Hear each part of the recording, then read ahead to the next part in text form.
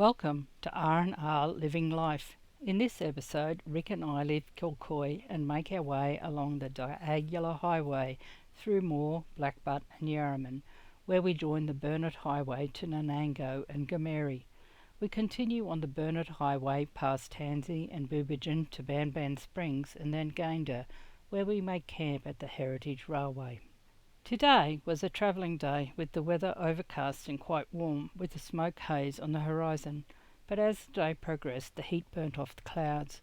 Traffic today that seemed out of the ordinary were the three huge cranes going east, a cattle truck and a pig truck, not the usual timber trucks we had been passing of late.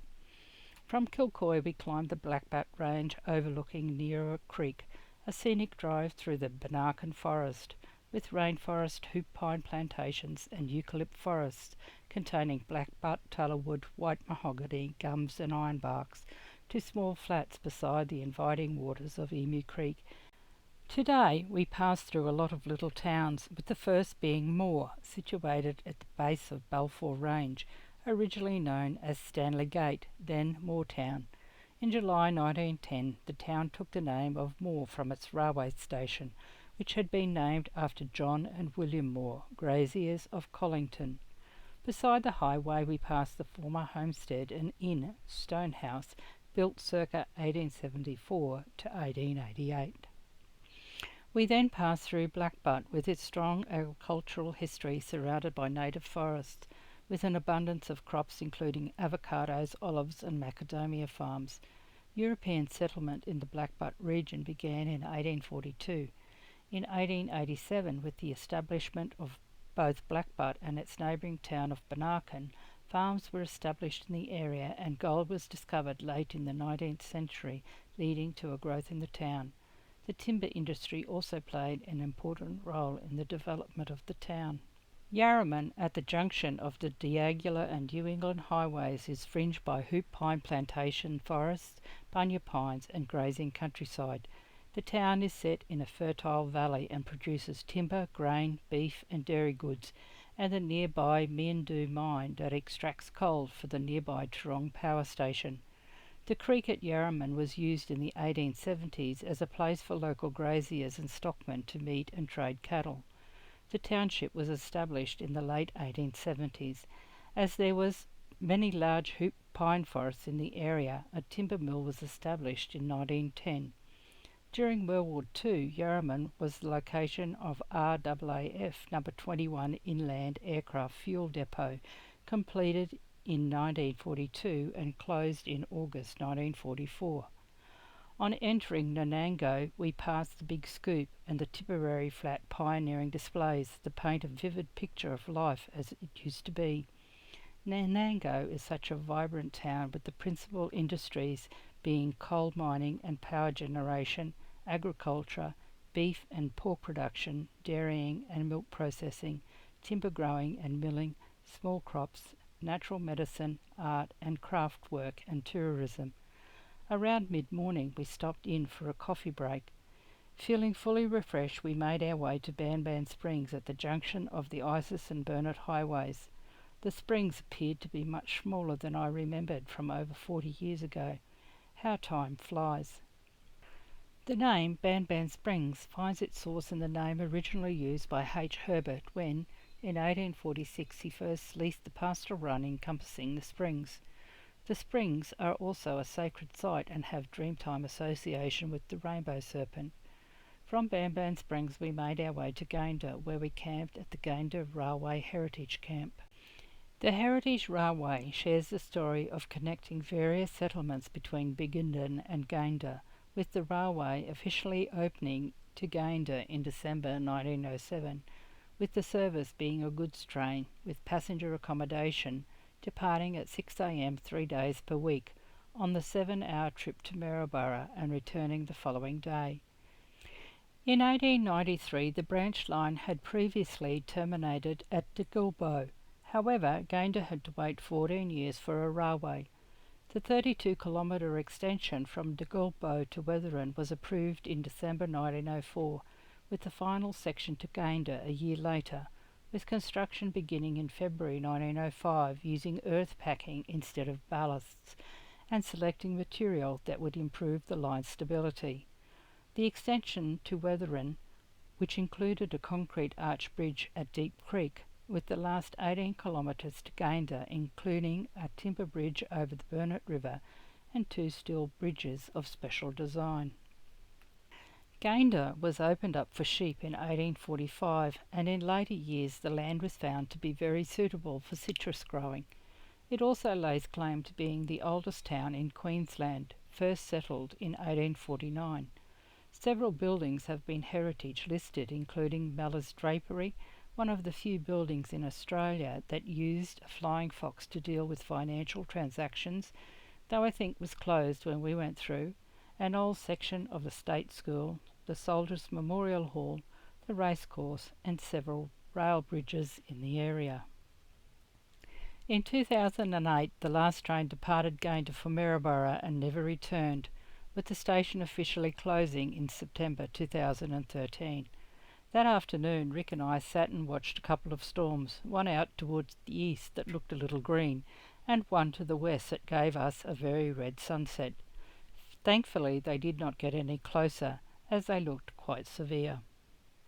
The following day we left camp early and returned via Bamban Springs to make our way towards Biggenden, where we drove around town just to check it out. As a teenager I had played inter-town tennis with Biggenden, Gayndah, Bundaberg and Eidsvold. Biggenden, located at the southern end of the North Burnett on the Isis Highway, was founded in 1889 as a service centre for the short-lived gold rush towns of Paradise and Shamrock, and for coach passengers travelling west from Maryborough. The township, including the unusual named Live and Let Live Inn, moved to a new location alongside the railway station when the railway line arrived in 1891. A pioneer metal sculpture in Beers Park depicts the history of the town and alludes to remnants of old work sites where old barrows can be found. The Wall of Fame and Pioneer Walk in Beers Park pays tribute and shares stories of the early settler families in the 1800s. Biggenden is also home to one of the largest privately owned selling centres in Queensland, the Burnett Livestock Exchange, with impressive sale yards selling thousands of head of cattle fortnightly. From Biggenden, we made our way to Childers, passing through the rural town of Colston Lakes, named by local pioneer Nugent Wade Brown in 1894. To the northeast of the town is the Colston Lakes National Park. Rising 200 metres above a broad cultivated valley is an extinct volcano, Mount Lebrun, which contains two large craters which occasionally fill to form shallow lakes. Formed more than 600,000 years ago, the mountain is one of the youngest volcanic formations in Australia. We stopped in Childers, where we went for a walk along the main street with lots of interesting information in the windows of vacant shops, before stopping for a coffee and then returning to Gidget, another town where the highway runs right through the middle of the town.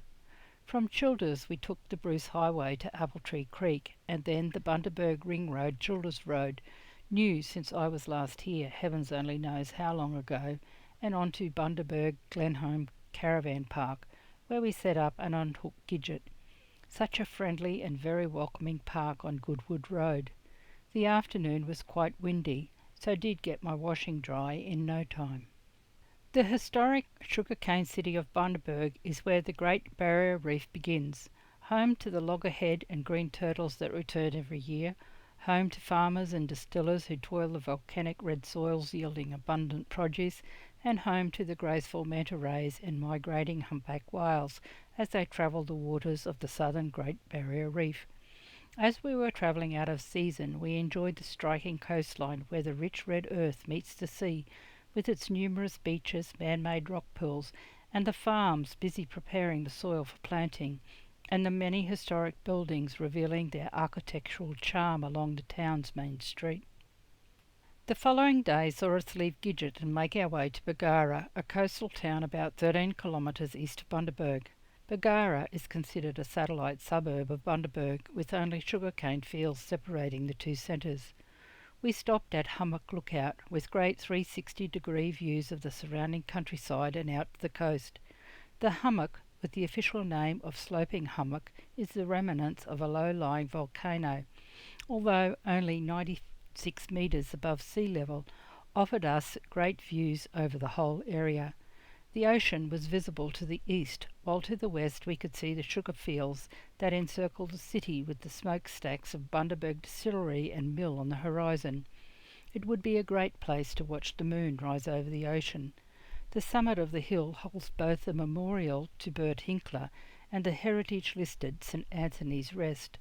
The fertility of the area is due to the volcanic soil from previous eruptions of the hummock, which also left the local area scattered with volcanic rocks.